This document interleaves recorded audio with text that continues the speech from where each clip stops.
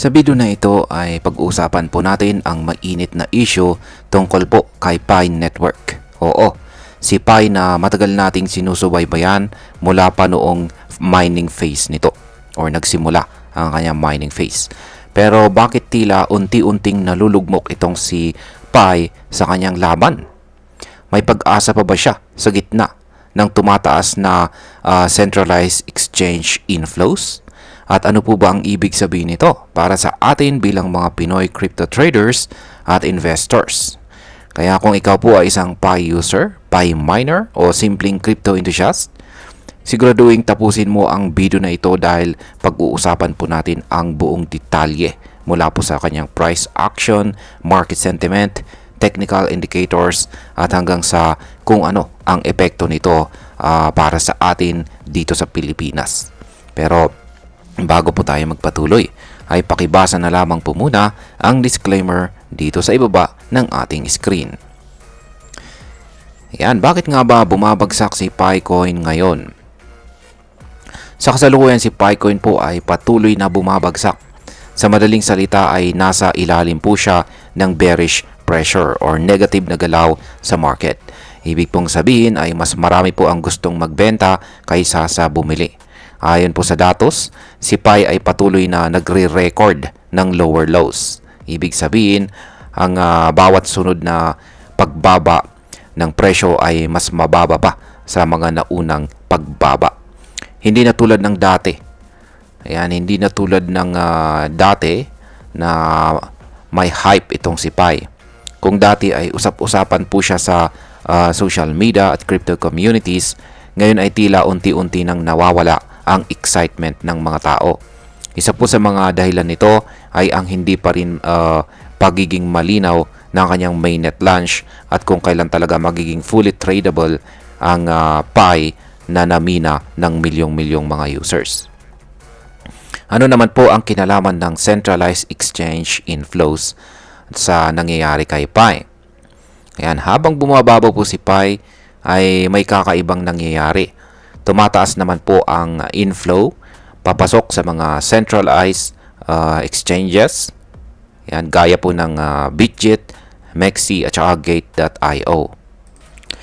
Ang ibig sabihin ng inflow ay mas maraming Pi tokens ang pinapadala sa mga exchange wallets. Ayan. Or dinideposit or pinapasok sa mga centralized exchanges. At kadalasan kapag may tumataas na inflow, sinyalis po ito ng selling pressure. Ibig sabihin ay marami pong gustong magbenta. Pero teka, hindi ba kapag may inflow dapat tumaas ang demand? Dito na po pumapasok ang tricky part. Kung mas marami po ang gustong magbenta kaysa sa bumili, babagsak po talaga ang presyo. Sa kaso po ni Pi, mataas ang inflow pero mababa ang demand. Kaya tuloy-tuloy po ang kanyang pagbaba. Yan, dito naman tayo sa chart. Yan, ano naman ang ipinapakita ng ating chart dito? Yan, ayon po sa datos mula sa OKX exchange, si Pi po ay nananatili sa kanyang downtrend mula pa noong March. Noong araw na ito, si Pi po ay may presyo na 0.4642. May intraday drop na 1.72%. Ibig sabihin ay kahit sa loob lang ng isang araw ay bumaba pa rin siya ng higit 1% or 1%. Paulit-ulit din siyang nare-reject sa presyo na 0.5155. Ang ibig sabihin nito ay malakas po talaga ang resistance sa price level na ito. Kapag umabot po siya sa presyong ito, maraming trader ang biglang nagbebenta. Kaya hindi po siya makaakyat pataas. Ang ganitong senyales ay malinaw na indikasyon ng bearish sentiment sa short term. Ngayon, meron po tayong indicator dito sa chart. Yan po yung RSI at saka MACD. Yan, ang Relative Strength Index o RSI ni Pi ay nasa value na 38.66. Sa simpleng salita, ito ay nasa ilalim ng normal na range. Kapag bumaba pa ito sa 30, papasok na po siya sa oversold na zone. Ibig sabihin ay sobrang dami na ang nagbebenta at maaring magkaroon ng temporary na pagtaas or bounce.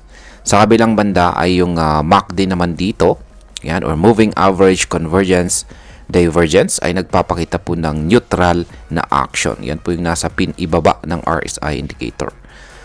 Ngunit parehong ang MACD line at signal line po niya ay nasa ilalim ng zero level. Isa po itong senyales ng patuloy na selling momentum. Yan. Ngayon ay ano po ang posibleng mangyari sa presyo ni PAI sa mga susunod na araw? Yan, kapag magpatuloy po ang bearish pressure ay may posibilidad na bumagsak pa si PAI sa mga support levels na 0.25, 0.1020 o baka mas mababa pa kung magpanic ang market. Pero kung sakaling magkaroon po ng bullish action, possible rin naman siyang umangat papunta sa upper resistance level na 0.8510. Kaya hindi pa natin masasabing tapos na ang laban ni PAI.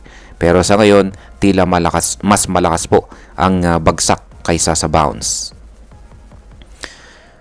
Ngayon ay pag-usapan na po natin ang posibleng epekto nito para sa atin bilang mga Pinoy crypto traders at investors.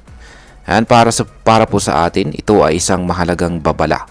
Marami sa atin ang naging bahagi po ng PAI network, lalo na noong phase na nag-umpisa ang pagmimina rito. Marami rin ang umaasa na si PAI ang magiging next big thing dito sa mundo ng crypto. Pero sa mga nangyayari ngayon, dapat po tayong maging maingat at realistic. Hindi po sapat ang hype. Kailangan natin ng malinaw na roadmap, use case at saka exchange support na legit at high speculative lang. Huwag po tayong basta sumakay sa hype kung wala pong sapat na batayan. At bilang panghuli, ang masasabi ko naman tungkol dito ay sa totoo lang ay nakakalungkot makita na unti-unting humihina ang momentum ni PAI. Pero hindi pa naman ito katapusan. May mga project na matagal bago umangat. Ngunit kailangan natin ang transparency mula sa PAI Core team. Kailangan nating malaman kung kailan ba talaga magiging available ang mainnet. Yan, or fully available or fully open ang mainnet. Kailan po mailalabas ang tunay na halaga ng PAI na namina ng mga users? Yan. Kung patuloy na hindi po nagbibigay ng malinaw na direksyon ang team sa likod ni PAI, baka tuluyan pong mawala ang tiwala ng community. Yan. At sa kabuuan ay habang wala pang kasiguraduhan, maging mapagmatsyag po tayo. Bantayan natin ang price action ni PAI at huwag po tayong basta-basta mag-invest ng pera na hindi natin kayang mawala. At higit po sa lahat ay maging updated po sa mga galaw ng market.